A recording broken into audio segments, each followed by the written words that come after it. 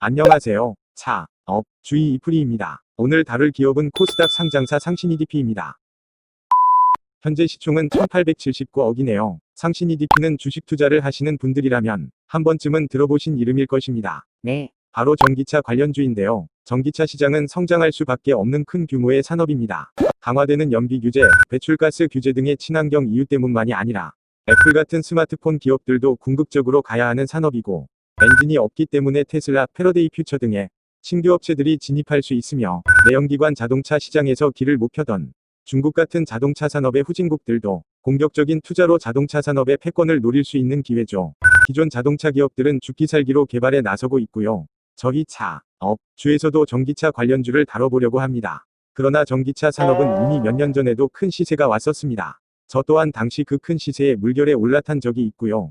믿거나 말거나입니다. 하지만 전기차 시장은 앞으로도 크게 성장할 수밖에 없죠. 흔히들 전기차의 대표적인 탑픽 기업을 어디로 고를까요? LG 에너지솔루션, 삼성 SDI, SK 이노베이션이 대표적이겠고, 에코프로비엠, LNF, 일진머티리얼즈, 포스코케미칼 등의 소재 업체들도 당연히 거론되겠죠. 그러나 앞서 말씀드린 대로 모두 이미 큰 시세를 받았고, 시총이 모두 수조원대로 꽤 높게 형성된 기업들입니다. 물론 이들도 앞으로 크게 성장할 것이 분명하지만요. 그러나 이들의 사업이 현재가 과거보다 좋을지는 몰라도 이들의 투자 가치는 현재보다 과거가 더 좋았다는 판단입니다. 따라서 저는 위에 거론된 회사들보다 좋은 기업이라고 말하기는 힘들지만 투자 수익률 면에서는 더 좋을 수 있는 기업으로 상신이DP에 접근하였습니다. 그러면 바로 다트로 들어가겠습니다. 분기보고서 클릭. 상신이DP는 1992년에 설립되었고 소재지는 천안이네요. 2007년 5월에 코스닥 시장에 상장한 것을 알 수 있습니다. 종속회사는 4곳이 있는데 모두 100%의 지분을 가지고 있네요. 주요 종속회사는 2곳인데 주요 종속회사를 나누는 기준은 직전년도 자산총액에 따라 분류됩니다. 상신이DP처럼 종속회사들도 모두 2차전지 생산, 판매를 하지만 종속회사들은 다른 나라들에 위치하고 있네요. 이 중 2018년에 설립된 성신헝가리가 눈에 띄네요. 헝가리는 굴지의 2차전지 업체들의 거점이기도 하거든요. 자본금 변동사항을 보면 역시나 자금 조달 이력을 볼 수 있고 9월 말 기준 미상환사채가 있음을 알 수 있네요.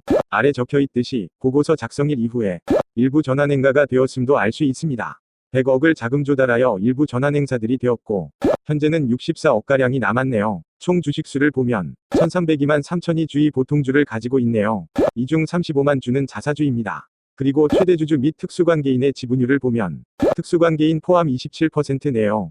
특이하게도 특수관계인들이 모두 가족들이군요. 그렇다 해도 김일부 대표님의 단독 지분은 15%로 낮은 편이니 이따가 미상환 전환사채의 콜옵션 비율을 좀 체크해야겠습니다. 재무상태를 봐보자고요. 연결로 보겠습니다. 현금 자산이 늘었네요. 자금 조달 때문인지 사업상의 이익 덕분인지 이따가 보면 알겠죠.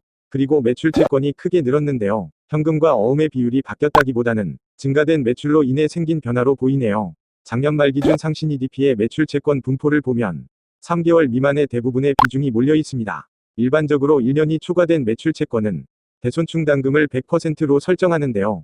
상신이DP는 매출 채권의 회수율이 상당히 높네요. 따라서 증가된 매출 채권은 좋은 작용을 할 것으로 전망됩니다. 그리고 재고자산을 보면 큰 변화는 없는 상태인데 그래도 한번 보자면 역시나 이렇다 할 변화는 없네요. 그리고 상품의 비중이 큰 것을 볼 수 있는데 상신이DP는 제조하여 판매하는 제품 외에도 유통하여 판매하는 상품의 비중도 적지 않은 모양이네요.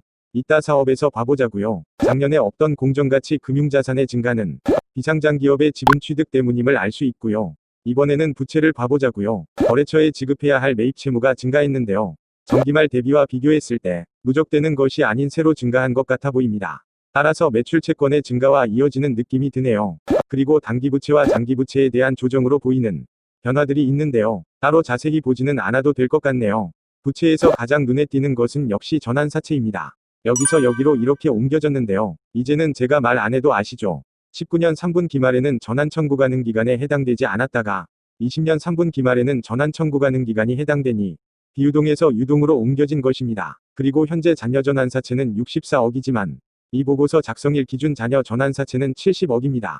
그러나 유동 전환사채는 70억이 아니라 50억으로 나와 있죠. 전환사채가 자본으로 조정될 수 있는 옵션이 있기에 회계 처리되어 50억으로 계상된 것입니다. 또한 사채 상환할증금이 0인 것도 눈에 띕니다.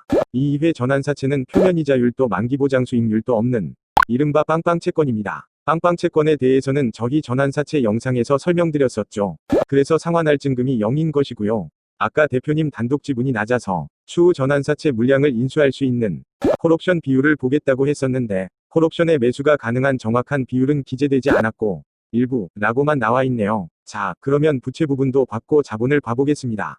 자본금은 추가 상장들로 인해 증가했고 자기자본도 증가했습니다. 순이익을 내고 있나 보네요. 여기서 보면 비지배 지분이 보이는데요. 앞서 말씀드렸듯이 상신이DP가 종속회사 4곳의 지분을 모두 100%로 가지고 있기 때문에 비지배 지분이 0인 것입니다. 자본금과 자기자본의 비율을 보건대 상신의 재무상태 역시 상당히 안정된 상태임을 알 수 있습니다. 이제 손익계산서를 봐보겠습니다. 매출이 증가했네요. 전년 당분기 대비 10% 정도 증가한 것 같은데 큰 규모는 아니지만 그래도 증가한 점은 역시 아주 좋네요. 항관비도 줄여서 영업이익은 더 크게 증가했고 금융비용이 증가되어 당기순이익은 크게 증가하지는 못했네요.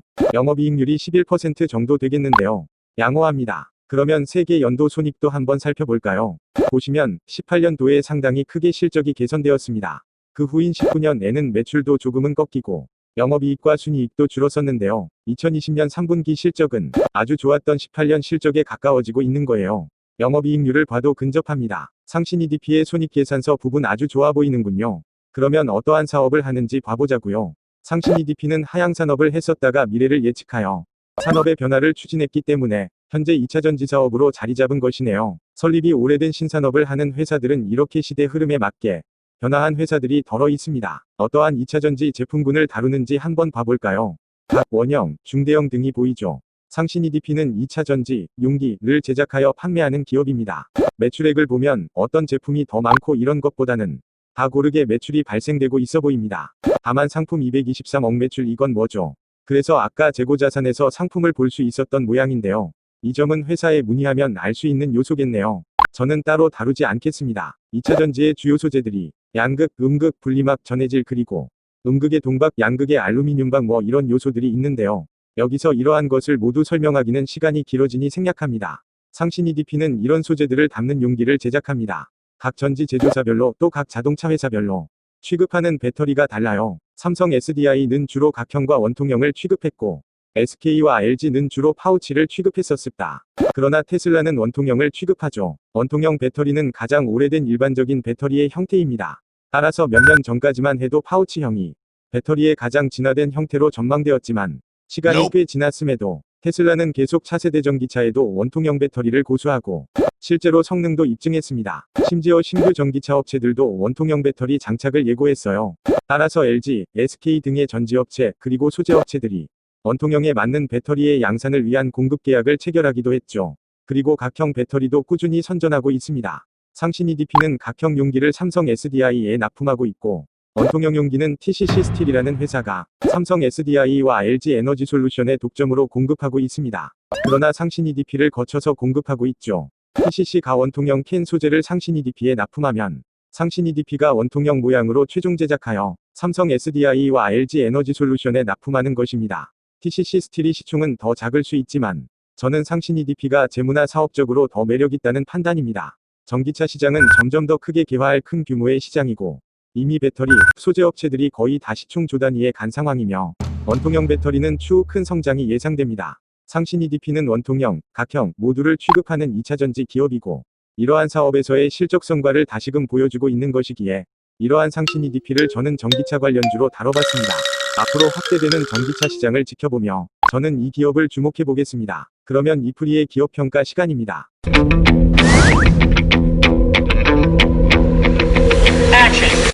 상신이DP는 사업성 4.1점, 재무건전성 4.3점, 가성비 3.8점, 총점 4.06점, 상신이DP는 4.06점으로 평가하겠습니다. 4점 이상 기업이 또 추가됐네요. 그리고 저는 좋은 기업을 분석하는 것이지 급등주를 찾는 게 아닙니다. 물론 제가 평가하는 점수에는 시의성이 포함되어 있고 분명히 성장할 수 있는 기업이라는 생각이지만 당장 다음날 크게 오르고 이런 것들은 그저 운일 뿐입니다. 이 점 반드시 참고하시기 바라겠습니다. 또한 채널 내에 커뮤니티 기능이 생겨서 이곳에도 글을 전달하고 있으니 영상 외에도 가끔 봐주시면 좋을 것 같고 이제는 커뮤니티 글을 이용할 수 있으니 영상은 제 일정에 맞게 2주에 2에서 3개로만 올릴게요. 제작이 너무너무너무 생각보다 힘이 듭니다. 이 점 번복드려서 죄송합니다. 어제 폭설이 왔었는데요. 코로나로 다들 지쳐 계셨는지 밖에 나와 사진 찍고 눈싸움을 하는 등의 밝은 모습들이 많이 보이더라고요. 길이 많이 미끄럽습니다. 항상 건강 조심하시고 오늘도 차, 업, 주의 이풀이었습니다. 감사합니다.